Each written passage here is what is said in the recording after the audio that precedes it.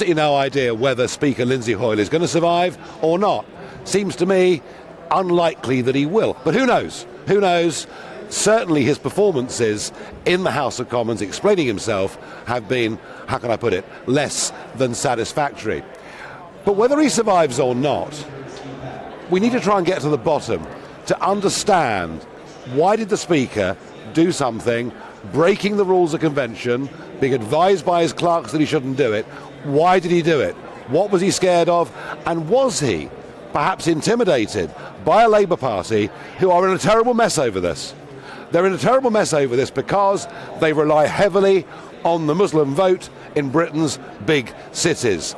And over Gaza, Palestine, they're beginning to see a fracturing of that vote. They're scared they could lose a large number of votes. Also, I think Keir Starmer does want to do the right thing, and I do genuinely believe that. But his behaviour yesterday does slightly worry me. Well, to attempt to get to the bottom of this, I'm joined by Paul Richards, former special advisor to Tony Blair, and he joins me live from Eastbourne. Paul, none of us can quite know the absolute truth of what went on yesterday, but what I thought was interesting was the Speaker saying that he made this decision to give people other options because he was fearful for the safety of MPs. That is a pretty desperate thing to say, isn't it? Yes, Nigel. I mean, just to correct the record, I wasn't a special advisor to Tony Blair. I was a special advisor in the Tony Blair government to another cabinet minister. So I don't want anyone to think I'm trying to big myself up. All right. But to your substantive point, I think MPs are frightened, and I think this is on a different scale to that we've seen before. I mean, I've walked through three or four picket lines now of Labour events that don't even, have anything to do with the Middle East, with these mobs outside. The police really not reacting very well at all, and certainly not policing the way that we would want to see. And I mean, one of the ones I had to walk through was outside of a London hotel where we were celebrating small and medium enterprises. And Labour MPs wanted to go along to that, and they had to, brush shoulders with the people shouting and barracking and threatening, and people going like me were there too. So I think there's a different scale. So I understand what Lindsay Hoyle's point is. He wanted to have the biggest possible spread of motions in front of the House to debate. I think you had a, perfectly laudable ambition just to have a good debate. And the people I blame are not Lindsay Hoyle. It's the SNP who are just playing pure politics. And you're a politician, you'll know the games they were. They wanted to split the Labour Party. They wanted to distance themselves from the Conservatives because they know they're going down the toilet in Scotland. I get that. I understand that. The SNP were trying to play games. They were trying to expose divisions within the Labour Party. And of course, the last time there was a vote on this, 56 Labour MPs and 8 frontbenchers did rebel against Keir Starmer. And I understand that in the constituencies, MPs are coming under considerable pressure from groups representing Muslim voters. I understand that. I get that. But we have Sir Lindsay Hoyle, Speaker of the House of Commons, of course originally a Labour MP, as his father was before him. What he did appears to me to be, frankly, brazenly an act that brings into question his neutrality. But was he bullied by Keir Starmer into doing this? Was he told, if you don't do this, we won't put you back as Speaker after we win the election? Because the reason I asked that is I thought that clip we showed of Starmer a few minutes ago, I thought he looked pretty evasive.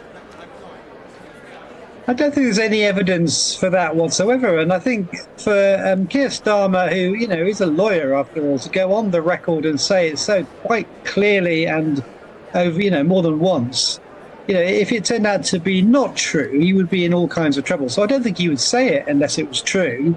Maybe I'm being naive, I don't know, but I just don't think he would lie about such a thing. And I think the truth of it is that as presented, which is Lindsay Hoyle wanted to have a full spread of motions so that MPs could vote in whatever way they wanted to, and they could show their constituents that the issue had been debated.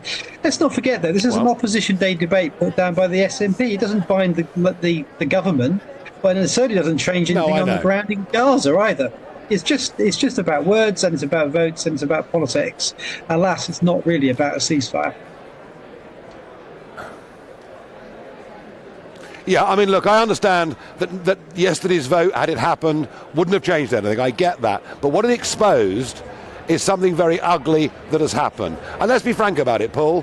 It was the Labour government of Blair's from 97 that encouraged mass immigration, thought that diversity should be a target we aim at for the sake of itself. Not that the Conservatives have done anything different, but in the name of trying to build a diverse, multicultural society, we have finished up with a fringe of people who appear to loathe and despise everything we've ever stood for as a country. We're in a bad place, aren't we? I don't share that analysis, actually. And if you look at the people on the demo, it tends to be Guardian reading, woke, white people from Stoke Newington. It's not actually people from Palestine. And it's certainly not drawn up on religious or ethnic grounds. It's people who don't like the West and don't like the Labour Party in particular, some of whom were in the Labour Party up until we kicked them out. And it's about that political divide. But I wouldn't racialise it, and I wouldn't characterise it about immigration either. It really is. That's not the demographic who are outside MPs' offices shouting. No, you know what, you raise a very fair point. There are plenty of people out there who don't appear to be Muslim in terms of their dress or anything else. So you're right, it's something that the hard left has picked up. Is it going to lead to a party to the left of Labour gaining representation in the House of Commons?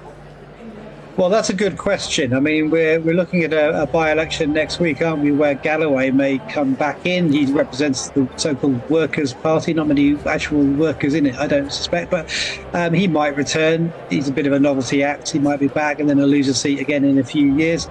I don't see a major fracturing on the left because first past the post means that, that doesn't happen. It's one of the strengths of that particular system, whether you agree or disagree with it. And I don't think we're going to see a revival. Go on, Nigel, sorry. No. Okay, well, Paul, who knows? Who knows what's going to happen? And you mentioned George Galloway in the by-election next week. And for good order's sake, I'll say to all our viewers and listeners, a full list of candidates is up now on GB News' website. Paul, thank you very much indeed for joining us. Well, let's go for today's What the Farage, the WTF moment, the absurdity. Can you believe that due to strict EU regulations on playground safety, it's affecting manufacturers' design, and we may finish up without kids having swings in our parks? It seems almost unbelievable, and yet, here's what drives me mad. The regulations were adopted wholesale by the United Kingdom after Brexit. Conservatives said to us, vote for us, we'll give you Brexit, and still we accept more and more EU regulations. It's enough to drive anybody mad.